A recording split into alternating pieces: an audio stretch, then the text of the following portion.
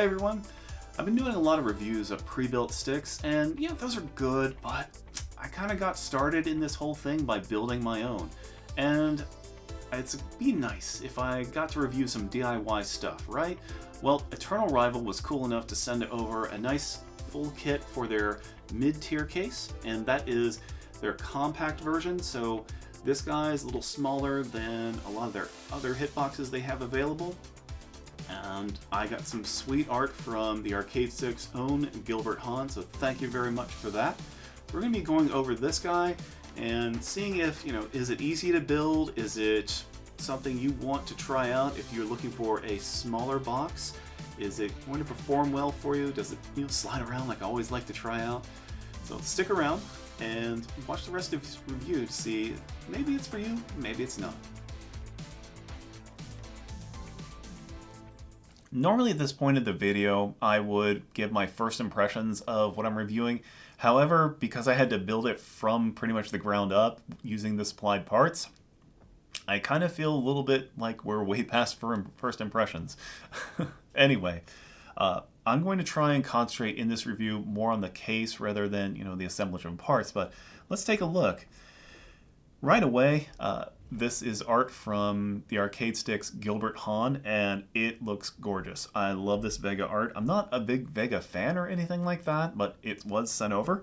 I do like how a lot of fight stick art, you really have to work around the buttons, and I feel like this works pretty well by having the character mostly on the left and not really have the major details interrupted by the buttons. So I know this is outside the scope of the review, but I just want to say how much I really love this art. Anyhow, for the buttons we have Sanwas, those are supplied. Those aren't really under review. If you like Sanwas, you like them. They're very light touch. They activate sometimes just by resting your fingers on them. If you like the snappiest, most hyper-aggressive buttons, they might be for you. If you like something with the edge off, but you still like that Japanese button feel, Sumitsu's might be for you. And I could talk about buttons for a long time, but let's not, because I want to focus on this. You can use pretty much any 24mm and 130mm button that you like, as long as you have the clearance for them. So like something like a Sun Milan or whatever, or US buttons would definitely not work. This case is only so thick, as you can see here. But as long as you're using some of the normal buttons that are out there, you shouldn't have a problem. You'll notice that there are 4 screws up here, and those are nice. They're countersunk, so my finger's not, I can feel it, but I'm not rubbing over a screw top or anything and snagging it, so that's nice. Also, I like how the corners are rounded. It's a nice little touch. The edges here they're not totally sharp. I don't feel like they would, like if I did this all the time on them, yeah, that would definitely rub my wrist raw, and I could probably take a file to get rid of the hard edge there, but when you're playing on a hitbox, your hands aren't moving that much, so it's not really a concern to me. For others, maybe you do need to file down that edge, and that's always possible. So that said, there's your top. Let's look around at the side. So the back side, nothing really here. This side, nothing really here. This side, we have L3 and R3 buttons. That's at least how I configured it. You may plug things in differently the way you like. And of course our Nutric USB-B connector, so that kind of printer cable that's pretty familiar when you have removable cables. That's one of the big standards. All right, and on this side I mapped start and select. So we have 4 option buttons in total. I do wish, I'm always a stickler for having 6 option buttons just so you can have that home button. And especially if you're playing on PS4, you have the touchpad button. It's sometimes useful. So minimum of 5, 6 would be nice. Nothing fancy on this, like stick select or turbo or anything like that. It's just pretty much pure hitbox. L3, R3, start select, and you deal with it. It's maybe possible, take a look in the internals to sneak in another button if you drill it, but do you really want to have to drill into a brand new case? I feel like you don't want to do that, or laser cut, whatever you're going to do. So there's that. On the bottom though, we have 4 rubber feet, and when I did a little informal testing, these didn't slide around too much. It's enough to keep it from, if you have it on a table and something bumps it, your cat steps on it or tries to push it, it's not going to just go flying off the table and shatter. So there we go. I've seen worse on this channel, so you know how I feel about no slidey. Anyhow, overall, this is a nice compact little guy. I believe you can get thinner sides if you want, but you will have to do maybe some custom wiring and such.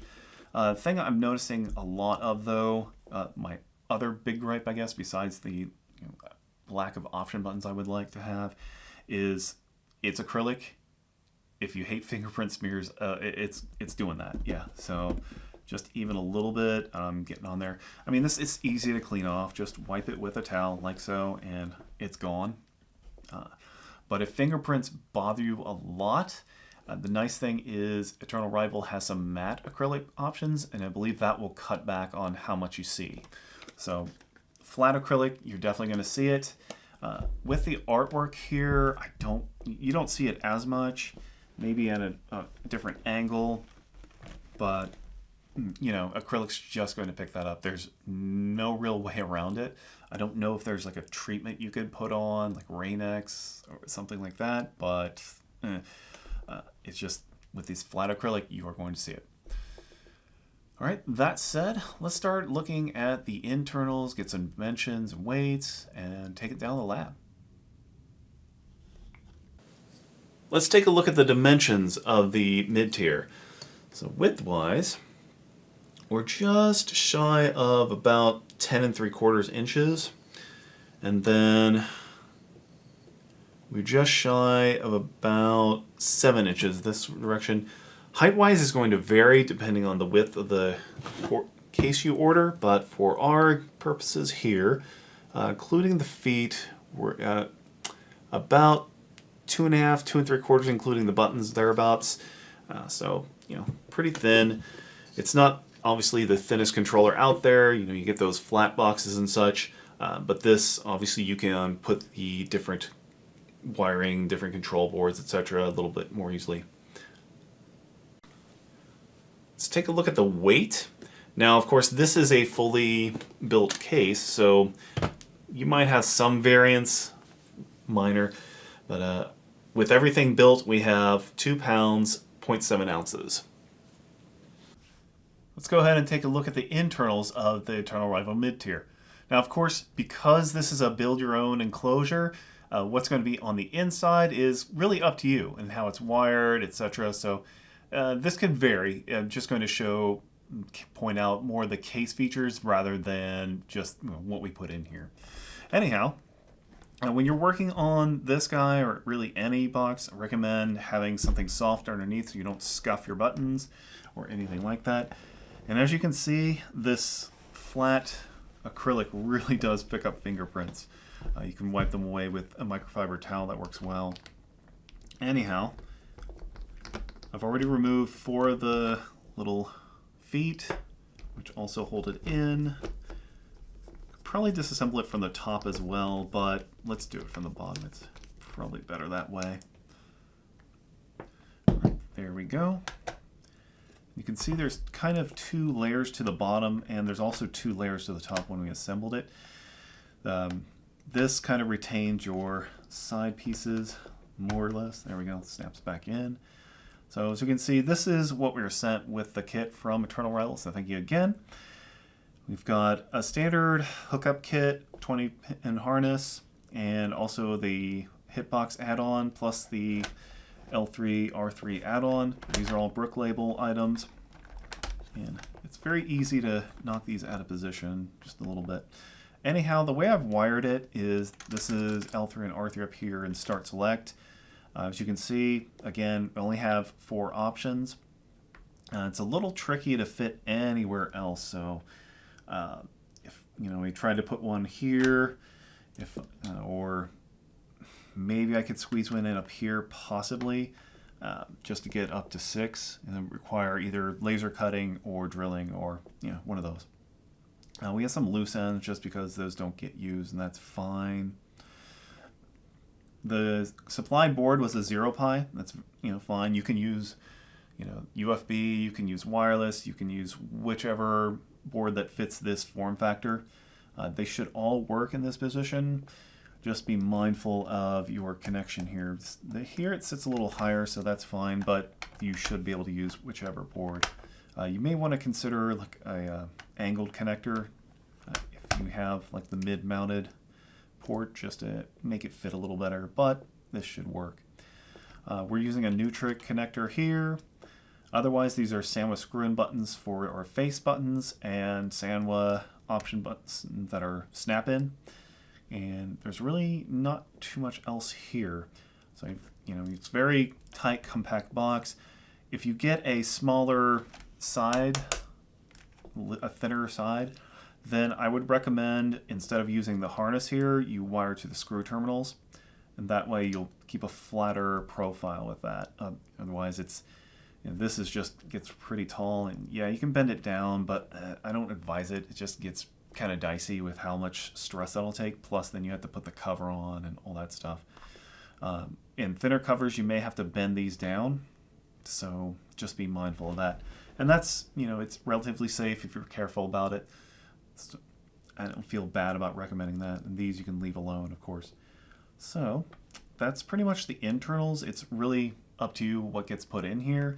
I mean, you're not going to have a lot of space for anything fancy like lighting kits or anything like that.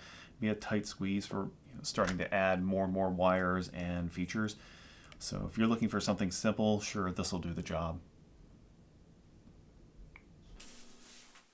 Here we are in the lab, just going to do some basic acceptance testing, make sure I wired everything correctly. Now, let's start with our directionals. So left, right, down, up. And if we can combine these to test out some, we're going to get a neutral here, and we're going to get it up here. This is just what the 0 Pi board does. If you use a different board that lets you do SOCD changes, or you use the tournament firmware if it's available, then you can be CPT compliant or whatever you need. Anyhow, let's just kind of mash on those, and we're all good. There is no key combination to change SOCD that I'm aware of on here. I checked the manual. There is a key combination to change the stick you're using, but not going to mess with that too much. This is more a review of the case and less of the internal hardware, but I just do want to test the buttons out. Anyway, 1, 2, 3, 4, 1, 2, 3, 4, and some key combinations, all looking good. So it looks like I'm all wired correctly. Let's try the side buttons. There's our back, there's our start select as I always call them. L3, R3. So yep, those are working. They don't really light up on here, but you can see them on joy.cpl working just fine. So looks like everything is wired up correctly. And with that said, let's move into some fighting games.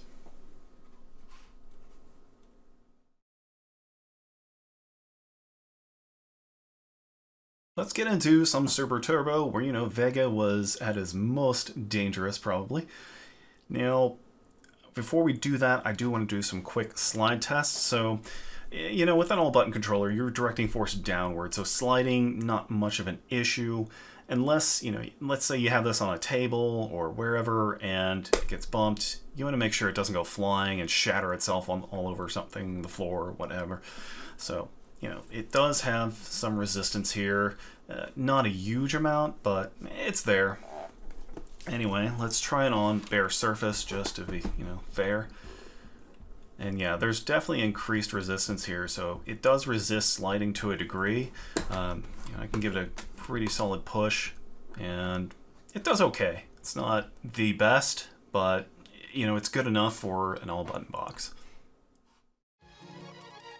That's out of the way. Let's go ahead and do some Vega things. So, and just some normals. 1, 2, 3. Flip and flip, and why not? Just do another one. Slam him in the face. Down, up, and kick, up. There we go. And down. Yeah. And so the usual up prevails. You can do that charging technique if you want, unless you're using a different SOCD method, on a different board, so that works. Otherwise, this is more a review of the case than it's, all around performance, because that's going to depend on what components you put in here. Obviously, Samuel buttons are a good pick. They're, inexpensive and they work.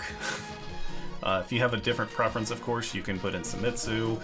You probably put in Gamer Finger, Crown, whatever you like. And these are all screw-ins, as you saw in the internal. So up top, you want those screw-ins. On the sides, you want those snap-ins. And you can probably use snap-ins up top too, as far as I can tell.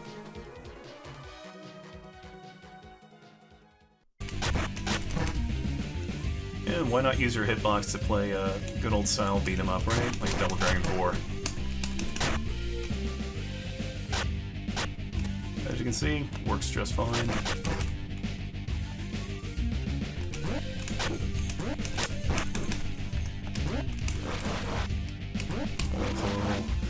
Spin kick, and yeah.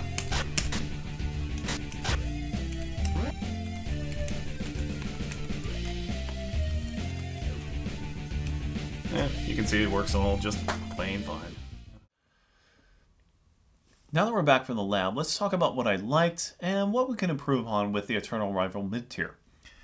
Let's start with customization, and yeah, I gotta mention Gilbert. You're the man. This is some really nice Vega art. I love it so much. I'm not a Vega main by any means, but I can appreciate a good piece of art when I see it. Anyhow, I wanted to find out, hey, could I print my own if I just use some cardstock, regular size paper? And unfortunately, there is a little gap, so I'd have to find some legal size. But, if I had that, I wouldn't have a problem. I could print it out, do the cutting that I need to, and then voila, I have new art. But probably the more practical thing is to go through Focus Attack. And if I have an art idea, but I'm not a skilled enough digital artist to make that happen, the arcade stick, they know some people, like Gilbert. So, just saying, just plugging that, I have to. Anyhow, you have, obviously, the front artwork here to do customization with. So, there's that option. And, these flatter areas where you have the flat acrylic, and nothing really there, especially on the back, this is great territory for stickers of your choice. We don't have acrylic on the bottom. I imagine if you are enterprising and really want to, you could, lengthen these screws, just take them out. They can be removed from the little feet, and then cut a acrylic layer, and then you can lay some artwork back here, just the same as you do up front, just without the buttons. So that is possible. It would take a little bit of work, but again, you're in the do-it-yourself territory already with building this out, so, why not? Anyhow, what else did I like? There's, with this thickness, there's enough room to put in the buttons and wiring fairly comfortably. You might have to squish it a little bit. And there are variable thicknesses, so if you feel like you are going to be doing custom wiring and you want a thinner box, there is that option. I believe there's also thicker options too. So you don't have to use that 20-pin header like I did in this build. You can go to the screw terminals and save yourself a lot of vertical room, and then squish this down if that's the kind of feel you're going for. This was pretty easy to assemble overall. It was, the instructions are pretty clear, and once again, I'm a big documentation stickler, so having the printed instructions that show, okay, just connect this to here. If you want to plug in your buttons, do it now. If you want to connect your PCB, do it now. So having that really, really helps. I'm putting together a video for visual instructions, if they're not already out there, and I'll have them anyway. But having the printed instructions when you may not be next to a computer assembling this thing, or even your phone is not working for you, you can't really see details, it's really helpful. I just like printed documentation for a project like this. So nice. Otherwise, the acrylic is pretty well put together. I mean, again, there's a little bit of flexing, but it's not, going to be game affecting. I feel like you've got a decent amount of durability here with the 2 layers of acrylic on top and on bottom. I know this layer right underneath the bottom one is kind of like that guide, so it's not all the way through, but otherwise it's holding up to my abuse. I would say that if it gets a solid blunt impact, it probably get damaged. But, it's acrylic. There's only so much it can do. Right? If you're looking for that absolute tank stick, you're looking for, say, an X Arcade or an All Fight Sticks, and not at something like this. So that's kind of unfair. All right, you've heard what I liked about this box. What about what we can improve on? What can we do better? What am I going to gripe and complain about, or just at least point out, right? And a lot of this I've already mentioned in this review. So first of all is fingerprint smeary. If you have a hang up about fingerprints on acrylic, at least the base flat variants are going to show fingerprints. A lot of them, just all over the places. I don't really have the oiliest of hands, but I can definitely see where I smear my hands on here. I wish there was something like Rain-X to treat it and it would just make it go away, but unfortunately that's just not the case. So you just have to keep cleaning it. There are a couple workarounds, I would say. One is don't get the flat acrylic and get a matte acrylic that's available. That should cut down on fingerprints. But the other way is if you just cover this in stickers, let's say, you shouldn't have a problem, right? So there's that option as well. And the flat acrylic is really good for holding stickers. All right, so what else didn't I like? And I've already mentioned, once again, I need more option buttons in my life.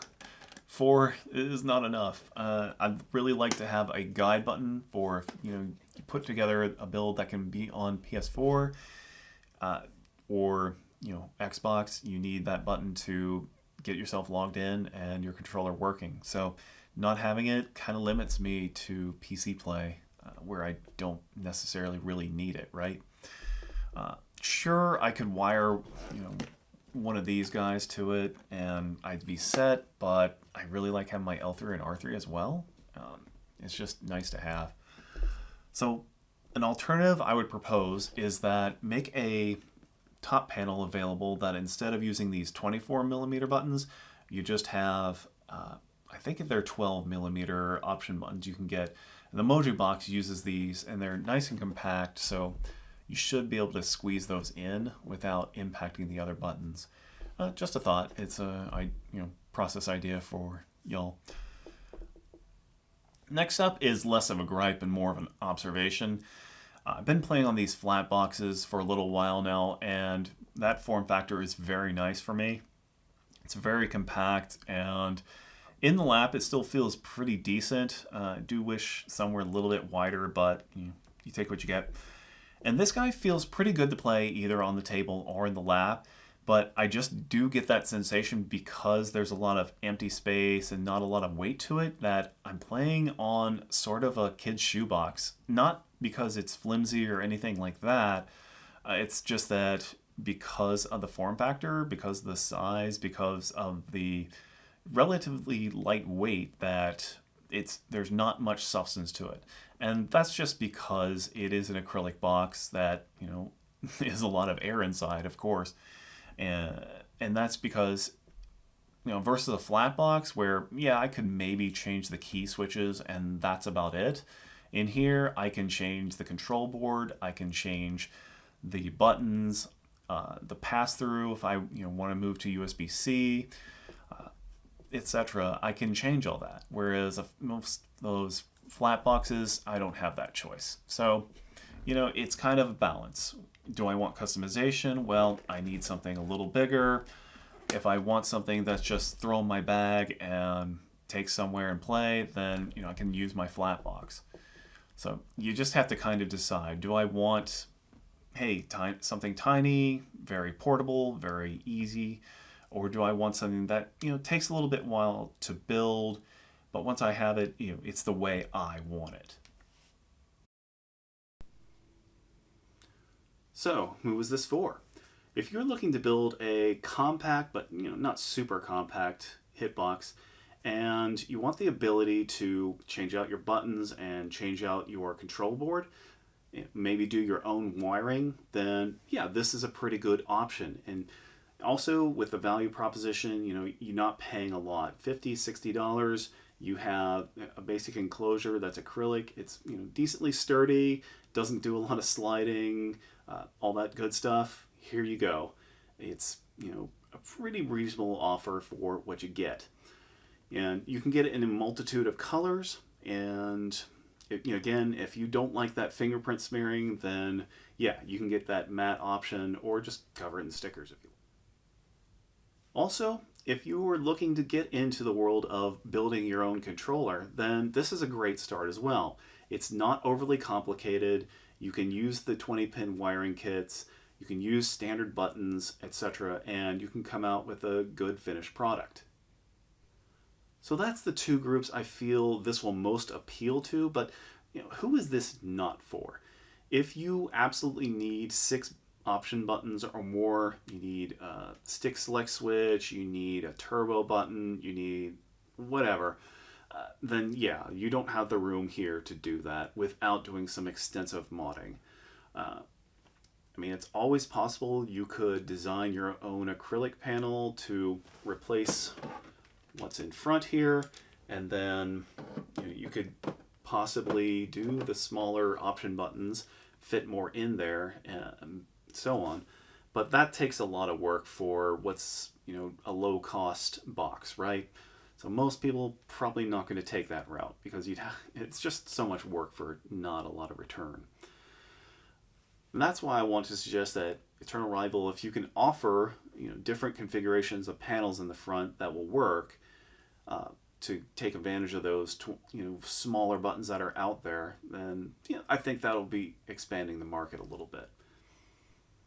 Who else is this not for? Well, if I just hate fingerprint smears, and yeah, I've talked about it multiple times.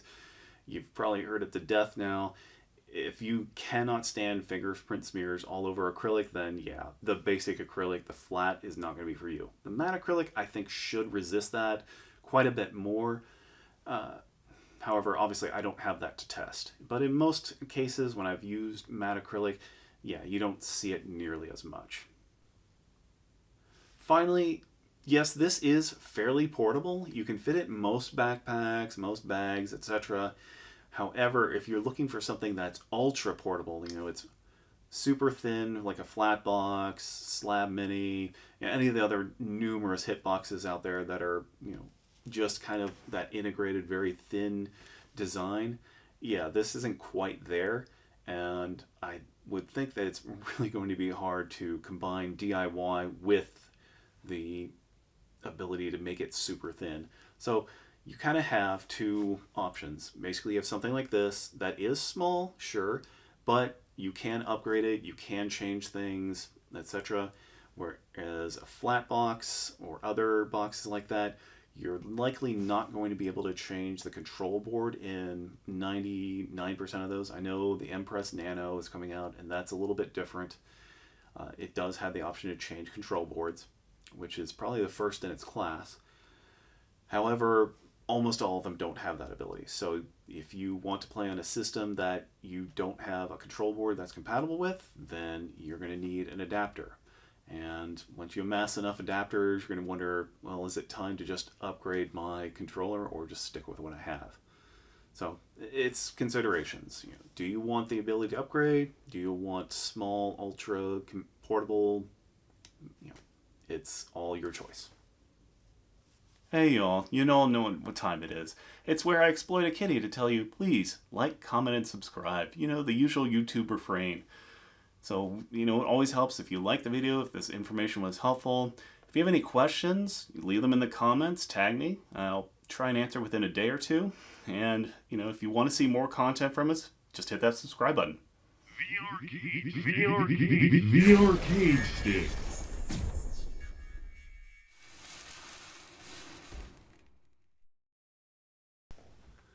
What are we doing? What are we doing? You're a bad cat. Get him.